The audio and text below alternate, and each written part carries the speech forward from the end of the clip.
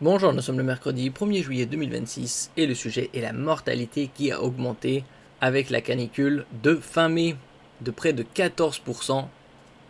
En mai, la France a été confrontée à de fortes chaleurs durant laquelle une surmortalité de 14% a été enregistrée, toutes causes confondues, selon les chiffres dévoilés par Santé publique France ce mardi 30 juin 2026. A noter qu'il s'agit d'au moins 300 décès en excès, toutes causes confondues, c'est-à-dire que le lien entre ces décès et les fortes chaleurs n'est pas encore établi. En ce qui concerne les fortes chaleurs de fin juin, on a vu précédemment qu'il pourrait y avoir une nouvelle canicule courant début de semaine prochaine, entre le 6-7 juillet et le 14 juillet.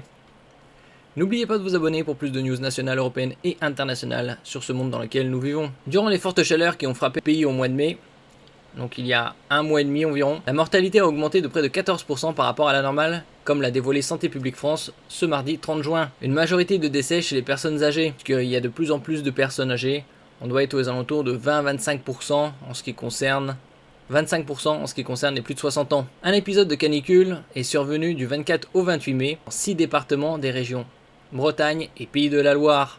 Au moins 95 décès en excès, toutes causes confondues, plus 10,1% ont été estimés pour ces 6 départements durant cet épisode, souligne Santé publique France dans son bulletin. Puis entre le 26 et le 30 mai, un épisode de forte chaleur a touché 17 départements des régions Bretagne, Île-de-France, Normandie, Nouvelle-Aquitaine, Pays de la Loire. En tout, entre le 24 et le 30 mai, au moins 300 décès en excès, toutes causes confondues, plus 13,9% ont été estimés. Précise Santé publique France, la majorité de ces décès sont des personnes âgées de 75 ans et plus. Le lien avec les fortes chaleurs pas encore établi. Et on a vu au cours de ces dernières semaines des fortes chaleurs encore plus importantes qu'au mois de mai. Donc une probabilité très importante d'une surmortalité. A noter qu'il n'est pas encore possible de savoir quelle part de cette surmortalité est attribuable à la canicule et aux fortes chaleurs. Pour cela, il faudra encore attendre quelques semaines pour avoir des données consolidées. Ce sera la même chose pour juin. Et tout l'été, il faudra attendre plusieurs semaines après l'épisode. L'épisode était inédit, exceptionnel et historique pour un mois de mai, a rappelé Dr Caroline Semaille, directrice générale de l'Agence nationale de santé publique, lors d'un point presse. Si on peut voir, vers une nouvelle canicule la semaine prochaine, si ça date du 30 juin à 16h, un réchauffement de plus en plus probable à partir du week-end. Le premier élément qui fait aujourd'hui consensus est le retour progressif d'un temps plus chaud à partir du week-end des 4 et 5 juillet. Rappelez-vous, la ministre Monique Barbu avait parlé, il y a 2 semaines environ, d'un nouvel épisode de canicule à partir du 6 juillet, entre le 6 et le 14 juillet. 2 scénarios différents la semaine prochaine. C'est surtout à partir du lundi 6 juillet que les divergences apparaissent. Le modèle américain GFS privilégie actuellement un scénario particulièrement chaud, comme on peut le voir ici, GFS. Anomalie de température 1500 mètres d'altitude en degrés Celsius. Ici, sur la France, le nord de la France, plus 17 degrés. Donc, très important. Donc, une bonne partie de la France, l'intégralité du Luxembourg, des Pays-Bas, de la Belgique, environ une moitié de l'Allemagne, l'Angleterre, Pays de Galles et également un peu le nord de l'Espagne. Il voit une nouvelle poussée d'air saharien gagner rapidement la France avec des anomalies dépassant localement plus 15 à plus 17 degrés Celsius vers 1500 mètres d'altitude. Dans cette configuration, les températures pourraient de nouveau atteindre, voire dépasser les 35 degrés Celsius sur de nombreuses régions, avec un risque de canicule si cette chaleur venait à durer plusieurs jours.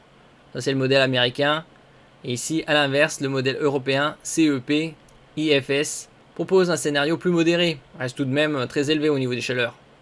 La chaleur serait bien présente, notamment sur la moitié sud et le centre du pays. L'influence océanique résisterait davantage près de la Manche et sur le nord-ouest. Les fortes chaleurs seraient alors moins généralisées et probablement moins durables.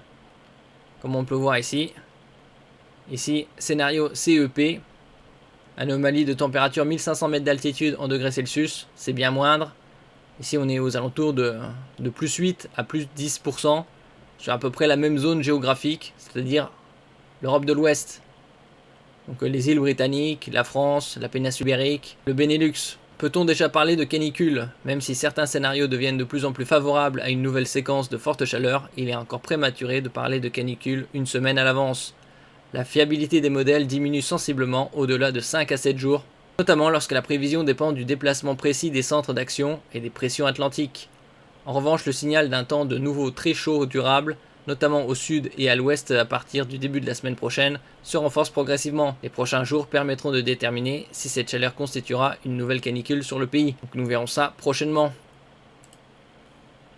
Merci pour votre écoute et à la prochaine.